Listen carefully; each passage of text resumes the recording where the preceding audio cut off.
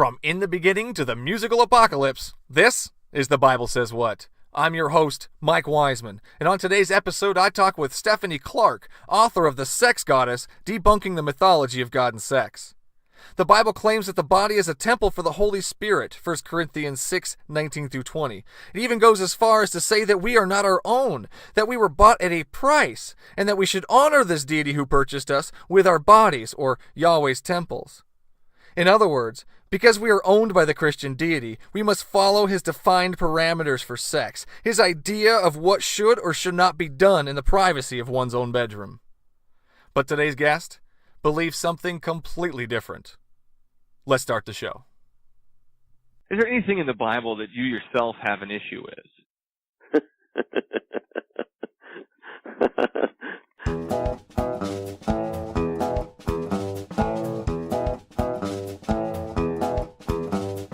Okay, so it took you reading the Bible to realize that those things were bad for you?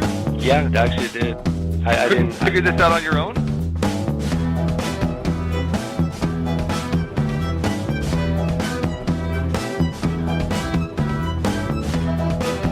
No, Ted Bundy could be redeemed.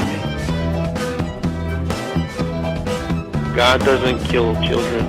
What do you think the Passover was? Yahweh sets up a whole system in the Old Testament where you slaughter animals just so he's able to forgive you. So today we have Stephanie Clarke, the author of The Sex Goddess, Debunking the Mythology of God and Sex. So glad you're here today. Thanks for coming on. Thank you very much. Could you go ahead and just tell us a little bit about yourself so we can know you a little better? Oh, and your book, Sure. too. And your book, of course. Well, thank you.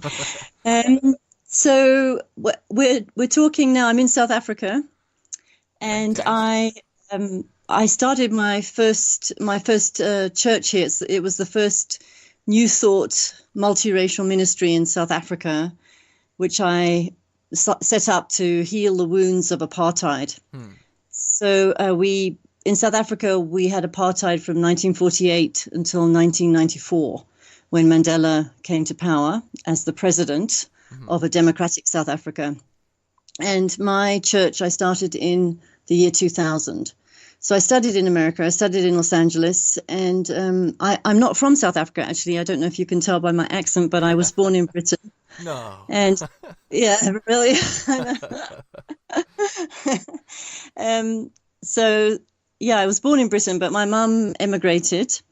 And when I was 27, I came out to visit her just for a 2-month holiday. And I thought I would hate the politics in South Africa because it was 1985. And so it was in the last few years of apartheid at that time.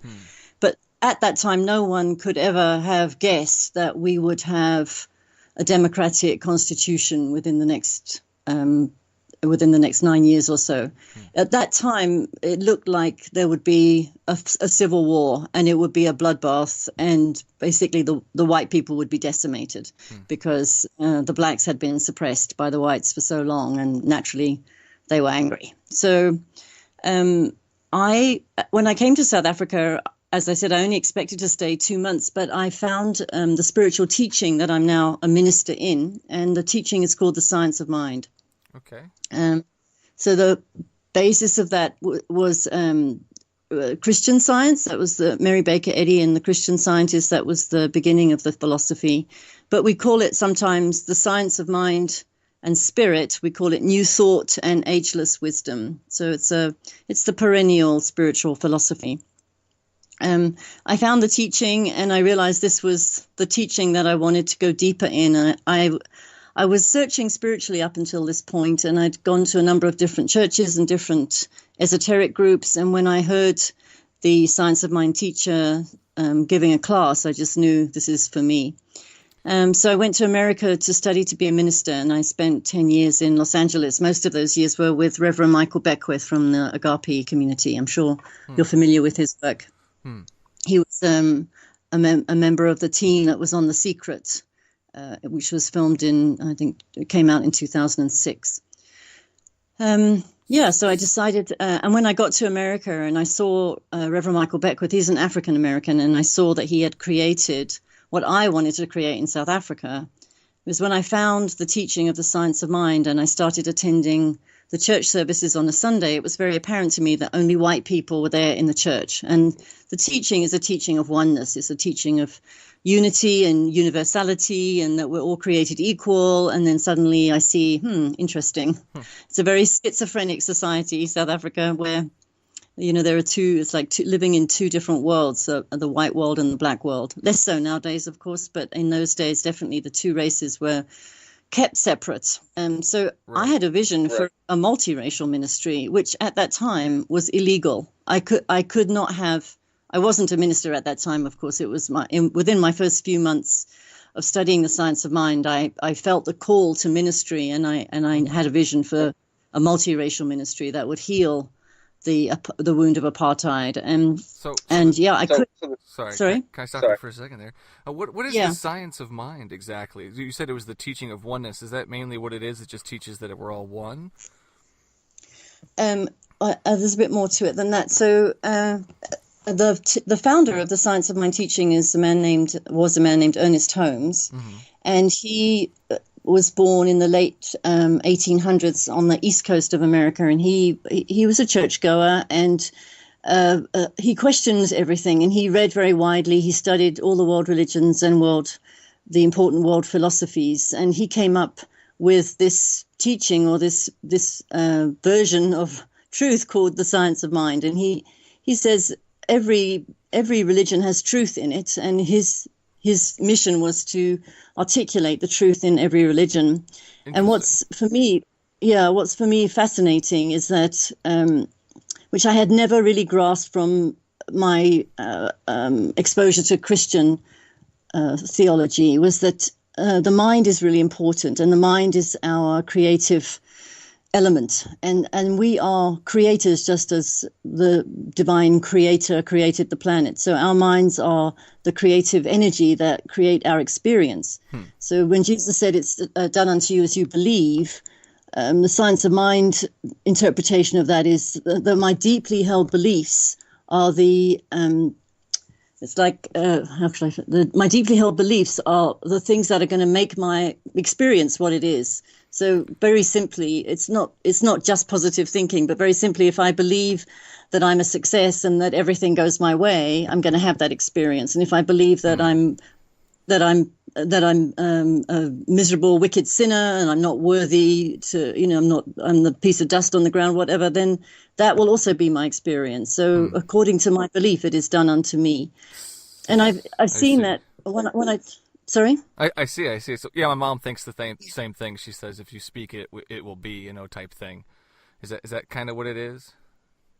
Yes, that's also related. So we have the power to think, to believe, and to speak. And when you and I speak from that sense of conviction that what we are speaking is the creative word, and that the law of the universe goes into action on that word and makes it manifest as a physical experience. Oh, yes, I wish that was true.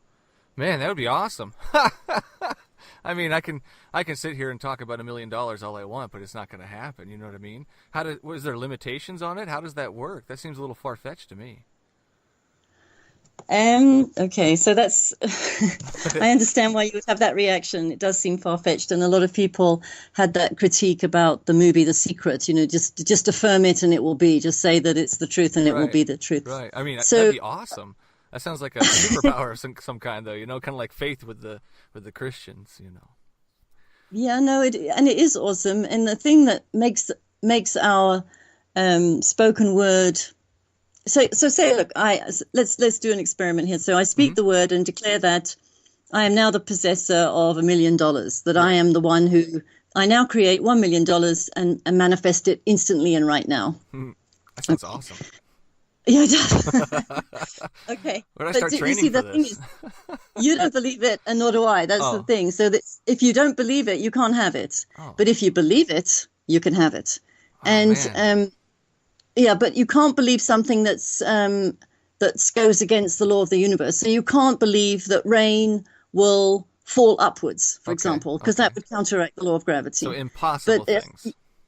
yeah, that would be impossible because it would go against the natural laws. But Gotcha. it's right and good for you and I to prosper, to be prosperous and to prosper others, Right.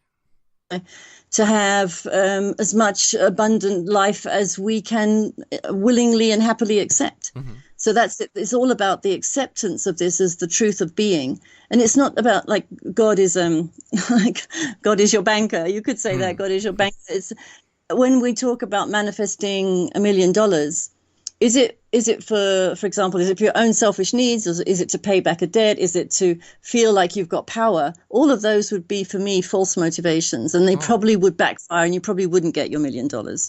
But if you want to manifest $1 million because you've got this fabulous idea for a project that's going to benefit humanity, that $1 million probably come your way. Save a child's life, like pay for a hospital, be able to save a child's life. Exactly. Stuff like that. Yeah. Speaking in existence, there's a lot of people that don't have money to do those things or feed their children. There's a lot of children starving out there. I'm sure there's a lot of people that could really use that superpower, I mean, that sounds pretty awesome. Yeah, well, everyone can access it. And the two examples you just gave are really good because so to have money to provide food for a child or to provide medical help for a child or anybody to provide medical help. So you've got to get clear on what it is you want to manifest. So in this case, maybe a medical operation is going to cost $1 million. Do you need $1 million or do you need a medical operation? You need a medical operation. Okay. So it's possible that you get funding or that the surgeon says, I want to experiment. Right. It's happened with my mother. It's possible, but it doesn't always happen, though. It's possible. There's people that believe that they can speak to God and have things healed for them, and they believe that this is happening. My mother's one of them. She believes that if you speak it and you believe it, it will happen. And I've seen so many times it not happen. Yeah. So I mean, what are those cases? Is it just not enough? I mean, I don't know if you use faith. Do you use faith, or how does that work? Yeah, for me, faith is my belief that the laws of the universe work accurately, perfectly, and impersonally all the time. So if I'm, so for example, maybe someone who I love is dying, okay, and I speak my word that this person shall stay alive. I cannot influence somebody else's spiritual path. I cannot do that. I cannot do that for my own personal emotional needs, and I cannot determine what another shall experience. So that's and I also cannot manipulate and control my universe to suit me. All I can do is align with the spiritual power within me and open up to the highest outcome, the best possible version of reality that I can accept. So to pray for someone to live so that I can feel better, so that I don't have to experience grief or loss, is for me working against the laws of the universe. If that person, if it's their time to go, it's their time to go. So you just let it happen. You just let nature take its course, type thing. And yeah, in that particular example that I gave you. Gotcha. All right, well, let's get into your book. What? Let's talk about that. The Sex Goddess, debunking the mythology of God and sex. Tell us a little bit about it. Okay, so I couldn't help noticing that in most religious places, sex was avoided, and I knew that people think about sex a lot. Whether they're getting it or not getting it, they still think about it. And I remember hearing on a radio show one time that one of the radio show guests was saying that men think about sex once every 7 seconds. Yeah. And so baloney, I decided right now. It's baloney. It ain't that often. So it's not that often. Okay, so maybe it depends on. Yeah, maybe a teenager. Okay, maybe teenagers. But interestingly, I decided to check it out. I used to be a massage therapist, and so I heard this radio show, and then I had a client coming over later to have a massage, and I thought I'll just run it by him because he was talking about sex a lot with me. And so I said, I heard this. Is it true that men think about sex once every 7 seconds? And he said, yes, it's true, and the other 6 seconds too. Good grief. I guess everybody has a different appetite and different Everybody's different, definitely. different amount of mental attention that they place on sex and sexuality and looking for sex or Right. experience sex. Get that man a hobby. Yeah. Good grief. And Anything. yeah, and look, it changes with age and it changes with circumstances, and all of those things make a difference to how much time people devote to sex. But the thing is, in churches typically or in religious institutions, it's not really discussed. And maybe for couples who are about to get married, maybe there'll be some information for them about sexuality.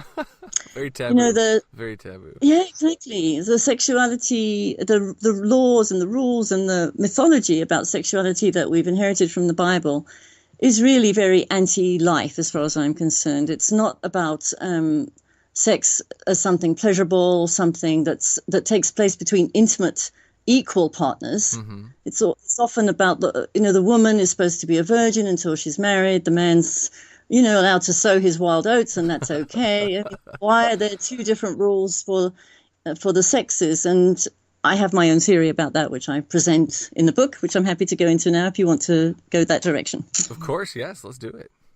Okay, so I'm intrigued. There was a time. Okay, there was a time before the male patriarchal mythology was invented, when the goddess ruled supreme. So there's not much written about that. In fact, there's very little written about the goddess worship because we're talking prehistory. So the first historical religious documents were in Mesopotamia, 3,500 BCE. So before that, the goddess was worshipped for thousands of years. And the way that we know that today is because there is archaeological evidence about that. So there's a goddess figurine that was discovered in Lower Austria, Venus of Willendorf, and she has big busts, big belly, big hips, and she was worshipped as a female creator goddess. So what was considered beautiful and attractive before women had to be stick figures was the women who were voluptuous and clearly very fertile, clearly very sexual.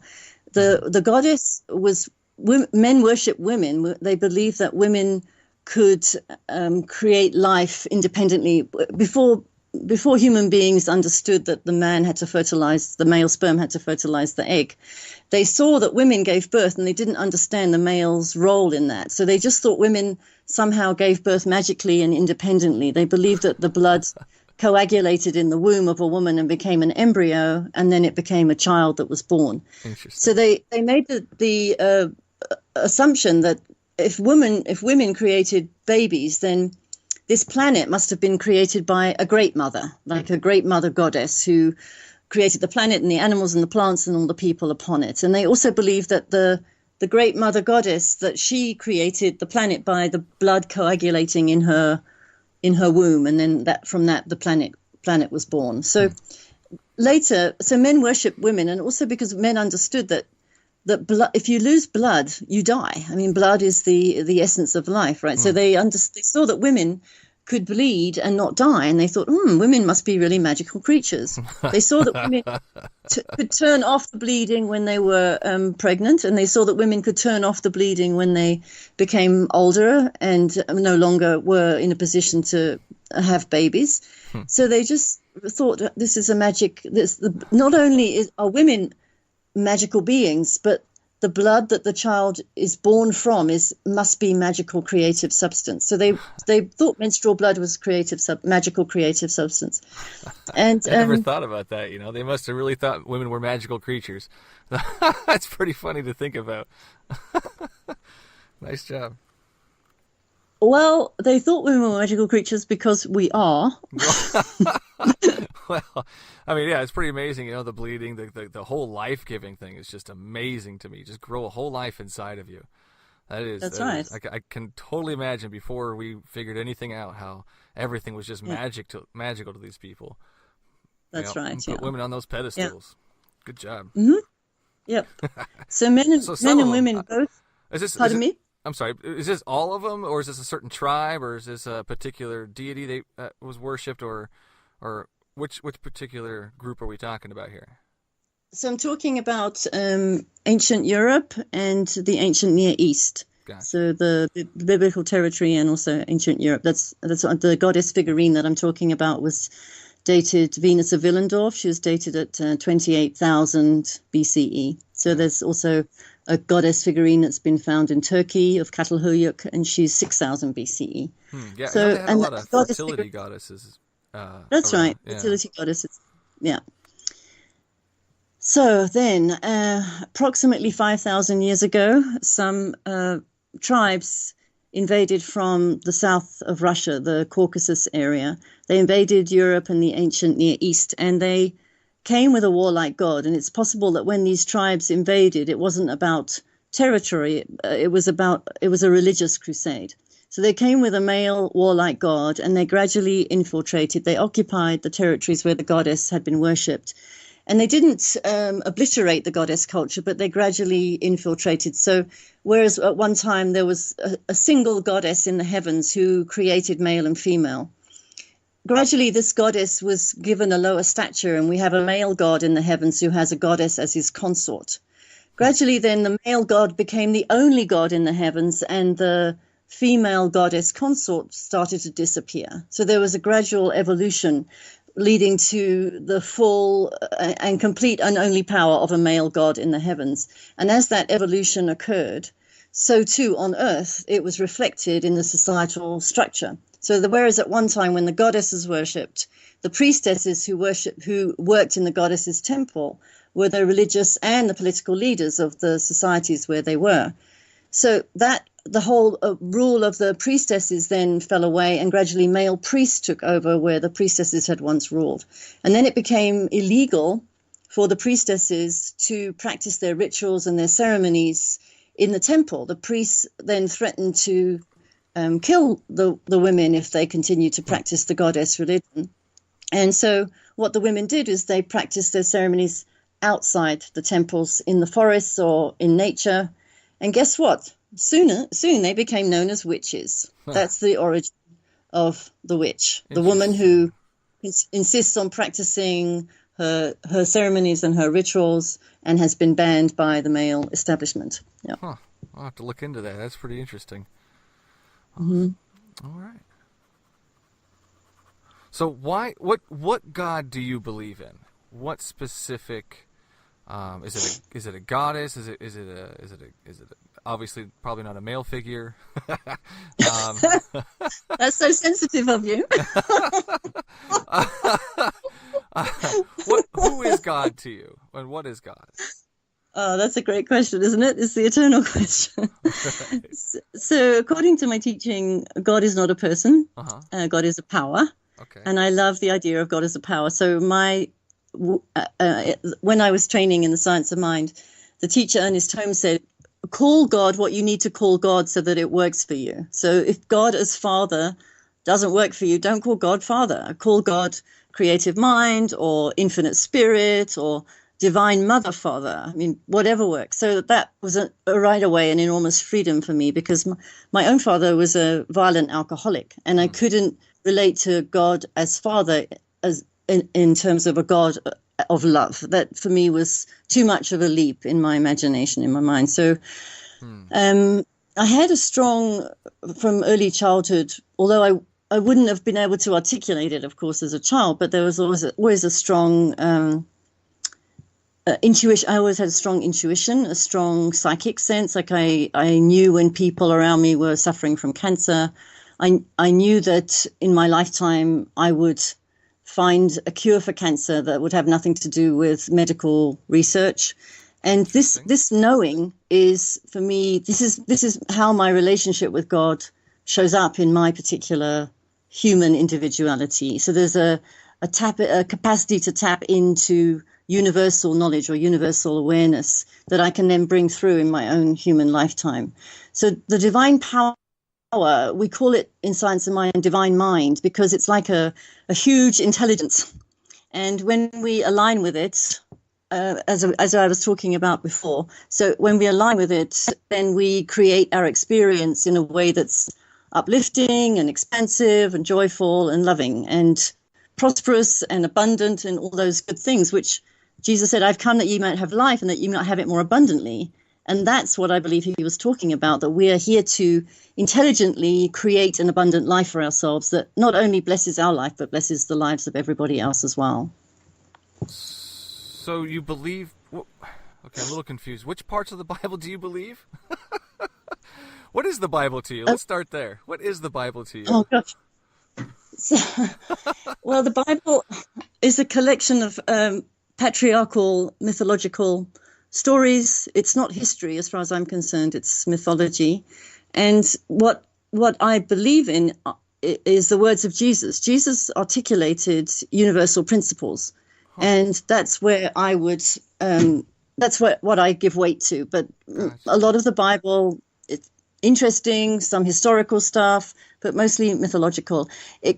I cannot accept that a loving God is only male, and I cannot accept that a loving God would allow women to be raped and slaughtered and all of that stuff. And this so-called loving God, Yahweh, so recent archaeological findings have shown that Yahweh had a wife. Her name was Asherah. And so Yahweh was in partnership with a female goddess. But in the Bible we read, I think it's in Elijah. I've written it in my book. Sorry, I can't exactly remember. No worries. I think it's in Elijah. There's a lot of stuff. Yeah, there's a lot of stuff where the Hebrews are encouraged to go and destroy the shrines of the goddess, and they go and destroy the shrine to Asherah. Right. So, Yahweh has a goddess, a partner, consort whom he loves, and at the same time, the monotheistic Yahweh that the Hebrews created with their scriptures then is more than happy to go and destroy his goddess's shrine, and it just doesn't make sense. So, yeah. The Hebrews were busy trying to destroy the goddess religions and enforce the worship of Yahweh as the one and only God. Yeah, well, I think they were trying to destroy all the religions. Yeah. Okay, true. Yeah. I mean, yes, the women were part of that, but so were the men. It was no distinction there. So you believe that Jesus was not myth. Do you believe that he died and rose again? That's a really interesting question. So he may have lived. Mm-hmm. I'm not sure. He may have lived.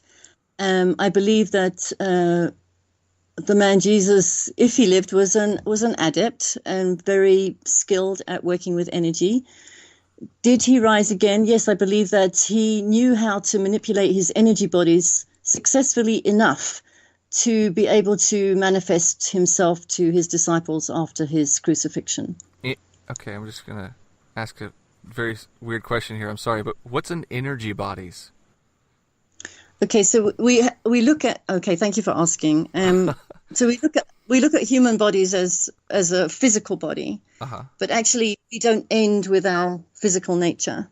We have a non-physical nature as well, and we have you might have heard the word aura. So we have an aura. We have an energy radiation around us. So when someone walks into a room, whether they're grumpy or whether they're happy, no matter before they've even spoken, you sense moods. You say, "Oh, I like that person's energy," or "I like that person's style," or whatever. And it's about you're sensing into something that's not physical. Well, the grumpy guy, typically I can just see it on his face. I can just see his whole mannerisms. And a polite, happy person has different mannerisms and different facial expressions. And I think that's kind of the energy you might be speaking of, is just how they act, is how they present themselves, their body language. Okay, but yeah, that's true. But all of that you're witnessing with your physical eyesight. Right. And I mean, I don't feel a grumpy person in a room. Do you feel a grumpy person in a room? Yeah, I could. Yeah? Oh. Yeah. Yeah, I don't do that. I can see it, but I can't feel it. That's something I don't have. That's interesting. No, you have it. You just haven't developed it because everyone has this intuitive capacity to tap into energy vibrations, and everyone has it, but we've typically been trained to shut it down and just look at the physical world from a linear perspective. So if you can't see it, then it doesn't exist. Right. Yeah. I mean, That's a very, very scientific approach. Yeah. Yeah. Typically, I approach the world that way. I can't see it, taste it, feel it, touch it, smell it. I mean, it's pretty much non-existent to me, or Hmm. you know what I mean? So then I have to ask you a question because I'm really curious. Of course. So, yeah, you have a scientific approach to reality, which is right and good. I mean, that's that's part of our evolution, that we're understanding more and more about the natural laws of the universe. We're understanding more about science, and that's right and good. We're using our intelligence for discovery, for learning, for understanding how the universe works. Right. Perfect. So, if you have that perspective, then when you asked me that question before about, do I believe that Jesus lived and do I believe that he rose again? Mm-hmm. Then if you have a scientific perspective, how do you see that yourself? What's your particular perspective on Jesus Christ? Did he live? Did he rise again? He might have lived. He might have been a real person. I don't know. There's a lot of speculation either way. Mm. But I do not believe personally. Don't believe in magic. So I don't believe that he came back from the dead. I don't believe that he healed people by touch. If anything, he was just an eccentric prophet of some sort. Thought he was a prophet of Yahweh, just like many other people, I guess. And I'm not real deep in history. I've studied in the past, but that was in the past, and my memory isn't the best. But to me, Jesus was just if anything, he was just a person that walked the earth and said some things that, even if he did say those things, we don't even know if Jesus said those things, and we aren't even 100% on that. It's like the story of, or the telephone, you tell one person and then it goes down and down, and finally somebody writes it down. Before you know it, you've got a guy that rises from the dead after 3 days, So that's kind of my take on it. That's how I see the Jesus story. That's interesting. You just reminded me of something when you said that I hadn't considered before, so thank you. But before Jesus came to earth, we think, in goddess religion, so in Egypt, the great mother goddess Isis was the most famous goddess, and she had temples of initiation. I'm sure you've heard of Ephesus in Turkey and Eleusis in Greece. So in the temples of initiation, Isis, I don't want to call it a cult, because the religions that want to dominate call the other religions cults. Right. So a religion is a religion, and if I don't like your religion, I'm going to call your religion a cult, just to minimize its importance. They're all kind of cult-like to me. So. Okay. All right. Okay, we can talk about cult as well in a minute, but let me just finish this thought. No worries, go ahead. So in the Isis religion, people who were spiritually on the path and were wanting to know the secret of eternal life went through an initiation process, and that process typically took 3 days. And in the initiation process, they became stripped of everything that they were attached to in terms of their human life. So they had to go usually into a dark cave or a dark tunnel, and they had to either wear a simple shift or else they were completely naked. They didn't eat any food, they didn't drink any water for that 3-day period. And they came up against all their demons, and it's almost like walking through the valley of the shadow of death. They had to go through that entire experience, and after 3 days, they would come back out into the light, and they would have the secret of life. They would get to understand that they are actually not human, that the human identity is just an overcoat that we wear, and essentially we are eternal and immortal beings. So maybe that idea about the 3-day ascension process, or the 3-day process between dying and rising, it comes directly from, I'm thinking aloud. I don't know if that's true, but it maybe comes directly from the journey of the initiate in the old mystery schools pre-Christ. Maybe. Well, that may be one of the reasons. I know there's a few of them. I just can't remember off the top of my head because my memory's crap. but this power you speak of, you say that your deity is not a person. Okay, now it's listen, go ahead. Pastor Mike. So no, I wanted to talk about occult, and then I also, when you said my memory is crap, Oh yeah, uh-huh. you just created a reality where your memory is crap. No, it's been that way. Yeah, I mean, I can say my memory is awesome all I want, but then 10 minutes later, I'm not going to remember what I was doing in the kitchen. So. Yeah, I know. You and I can't change from a negative to a positive in an instant, usually. Sometimes you can, but it's usually quite hard. So you have to go gradually. So I've also noticed there has been some memory loss for me as I've been getting older. Oh, don't say that. There hasn't been any memory loss for you. No, I have observed some memory loss as I've gotten older. Uh-huh. But if I say my memory is crap or my memory is rubbish, I'm definitely endorsing that belief, and I'm making it more powerful in my experience. So what I can say is my memory is starting to improve. There you go. Yep. More I'm positive. I see. Yeah, I'm finding new ways to remember the important things in my life. And that could be like You sound just Sorry? like my mother right now. It's so funny. Oh, really? Oh man. Oh, why are you so negative? A lot of Mike? Just be more positive. Okay. Yeah, but we're not. I'm not that kind of. Just be more. I'm not that kind of person, and I'm not that kind of person that says to people just be more positive, because I think that's really flippant. Right, I think if someone's but just word it differently. Pardon me. Word it differently so it sounds more positive. That's what I'm talking about. Well, I used to think that I should tell people how to get their lives together, but I have gotten a little bit more humble as I've grown older, because if I could get my life together, I would, right?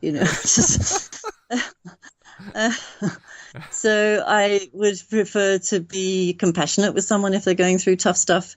Not agree with them that life is tough, but be compassionate for the feelings that they're experiencing. Awesome. That's good. That's good. Mm-hmm. Always compassion is always a good thing. Empathy. Yeah, we need that's more right. empathy in this world. That's for sure. Oh. So I just remembered that we started to talk about cults, and I want see, because Sure. my memory's getting better all the time. So now I've just remembered that we were talking about cults, and I wanted to give you the definition of cult that Yes. I was taught, and that is that a cult is a group of people who are not allowed to expand in consciousness beyond the level of consciousness of the leader. So the leader actually wants total control over the people's minds, the people that are in his or her cult. And they're not allowed to develop, they're not allowed to think for themselves, they're not allowed to discover their own version of truth or their own spiritual path. They have to do what the leader says, and they have to live by his or her rules. So, and in Science of Mind, Ernest Holmes said something really wonderful. He said, we are open at the top. So no matter how high any one of us goes in consciousness, someone will come along who'll go higher, because it's an eternal, it's an eternal journey of rising in consciousness and rising in awareness, increasing our everyday awareness of who we are as spiritual beings and what the purpose of our life is on earth. So whatever we know now, someone will know something more tomorrow. So whatever pinnacle we've reached today, by tomorrow, it's going to change. And you can really see that with the internet and how fast information spreads. Not that everything on the internet is true or spiritual, but it's an indication of how consciousness can expand all the time. And it's impossible to really put a stop on that. But in a cult, the leader will try to stop people from growing, questioning, even, expanding in their own unique way, which is, I believe, our right as human beings to discover our own theology, our own spiritual path, and our own way of living our best life. Interesting. Well, I mean, I see that as part of a cult. I don't see that as a cult, though. I mean, as the definition of a cult. I mean, a cult is just a religious people devoted to a particular person, to me. And so that would be Jesus, that would be Yahweh, that would be, whatever it is devoted to. You happen to be devoted to, I don't know, devoted to, but, your deity is a power, a specific power. And I'm very curious about this power. Where is this power? And what does it look like? Does it have a look? Does it have a shape? I mean, can you explain this power to me? The best word I can use is energy. That's it. Just an Energy. Energy is everywhere. Right. Yeah, it's everywhere. It's within me, within you, all around us. And we couldn't have this conversation unless the power existed. So where does this And there's definitely no. Sorry, go ahead. Sorry. No, you're fine. No, it's definitely. I said there's definitely the power that people call God. Does, as far as I'm concerned, does not have a human form. But I am God in the flesh. So the God within me shows up as a human form that people recognize as Stephanie. The energy. The energy. The energy. Yeah. And where does this the life? Okay, where does it come from? Yeah, just dying to ask that one. Where does it come from? My teacher, Reverend Michael Beckwith, used to ask the same question, like, what came first, the chicken or the egg? And the answer is consciousness. Consciousness. It's the stuff that we haven't found words for yet. How do you put it into words? As soon as you put it into words, you've somehow put a human limitation on it, and it's something that's unlimited. It's quite hard to have this conversation about something that is abstract in this way. Undescribable. Yeah. Okay. So it's but see, if I'm a religious leader and I can describe it for you and you feel safe and you feel like you know what that thing is, then you're going to love me because I'm going to make you feel safe. So to live in the question and to live in the discovery and to live in the not knowing and the not having all the answers is terrifying for most human beings. But it is. Some people find it terrifying. Some people find it annoying. I hate not knowing things. It drives me nuts. Like if I see something and I don't know, I'm like, wait, why does that do that? What doesn't make any sense? Why are you saying these things? You know. So this energy, it just. How do you know it's there? How do you know it's there, and how do you know it does what it does? Well, that's a great question. So my first answer is that the teaching science of mind, that's the name of the teaching, but the church organization used to be called the Church of Religious Science. And the reason it was called the Church of Religious Science was because Ernest Holmes believed that we could prove this stuff. We could prove that this stuff works, so that when you change your mind, when you change your deep beliefs, then your physical universe changes accordingly. So I've had many experiences of where I've wanted something, or I've affirmed something, or I've flippantly asked for something, and it's manifested for me. And I know that manifestation is a direct result of my thinking. And I've proved it to myself. I don't need to prove it to you or to anyone else, but I've proved it to myself. Right. Well, that the way I think. I've talked to so many Christians that do the same thing with Jesus. They'll ask Jesus for something, and then the proof will be that it happened or they got it. I particularly I've been using George Carlin.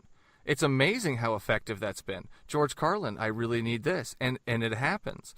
I'm not trying to make fun of what you do, but it's seriously, that's what I've been doing, just as a comparison to Jesus or whatever else people pray to. And it's so funny how often it works. And I could proclaim the name of George Carlin right now. It works. If you ask George Carlin for things, 90% of the times you're going to get it. So I mean, what's to say that it's not George Carlin doing all this for you? You know what I mean? That's great. I love how you question. It's so wonderful. So it doesn't matter who you call to. It doesn't matter. If you believe that you can have that thing that you're asking for, it's done unto you as you believe. If you believe that some figure called George Carlin brought it to you, oh well, that'd be my guess. Why does it only work 90% of the time then?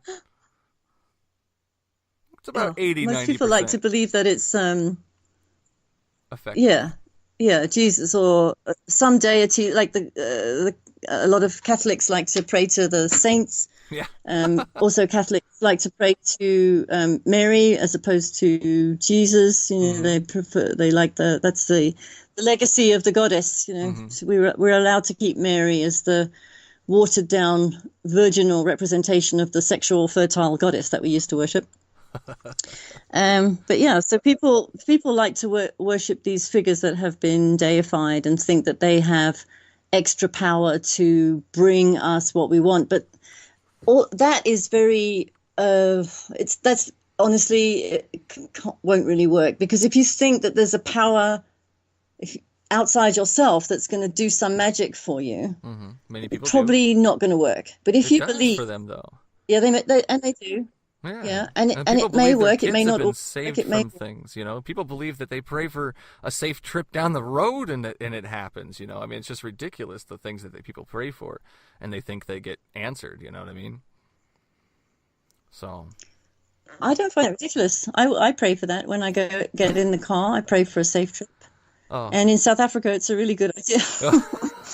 I mean, I guess. I mean, if it makes you feel better. Yeah. I mean, to me, I mean, there's nobody listening. Not even George Carlin. No matter how much I want him to be listening and answering my prayers, it's just not him. You know what I mean?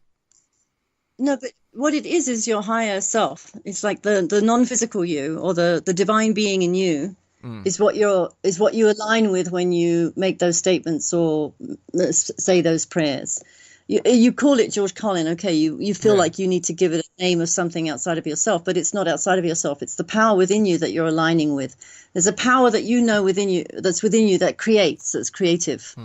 And when you align with that, you can create whatever you want. And the language that you use isn't so important. It's more about your inner sense of what you're up to here, and your inner sense of, I know that if I affirm this, it's actually going to happen. I have a strong sense about that. But on the other hand, you cannot convince yourself if you don't really deeply believe it. That doesn't work. Oh, okay. Well, It doesn't work. I think my problem is I'm just asking for too much. I'll go down to 100,000 and I'll start practicing on that one. See how that goes. No, there's no such thing as too much. But it's a very good. What you caught onto was a really good method for expanding consciousness, and that is that you just ask for. You could even ask for $10. You just ask for something that's like believable to you right now, and then tomorrow you maybe ask for $20, and you just keep moving that way until your consciousness can accept that yes, you can have anything that you ask for. Until I get some money, and that's the money I was talking about. Yeah, I know. It's cool. It's awesome. I appreciate your time today, though. I really appreciate it. No, thank you, Michael. I really enjoyed talking to you. Thanks for all your questions. It was really fun. Bless you. Bye. Okay. A divine blast. Bye-bye. Bye-bye.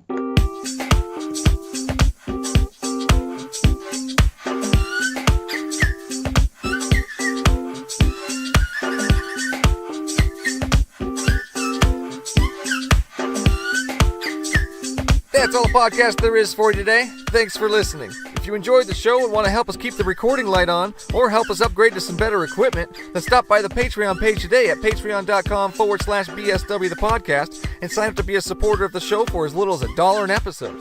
Patrons will get access to patron-only content such as bloopers and unaired clips. As always, you can find us at the Bible Says What Facebook, Twitter, and YouTube pages. Please send all of your questions or hate mail to bswthepodcast@gmail.com. That's bswthepodcast@gmail.com. And no matter which platform you get your podcast from, you can help others find the show and let us know how we are doing by giving us a rating and or comment. While you're there, don't forget to push that subscribe button so you won't miss out on next week's episode. Until then, would you kindly pick up your Bibles and read them?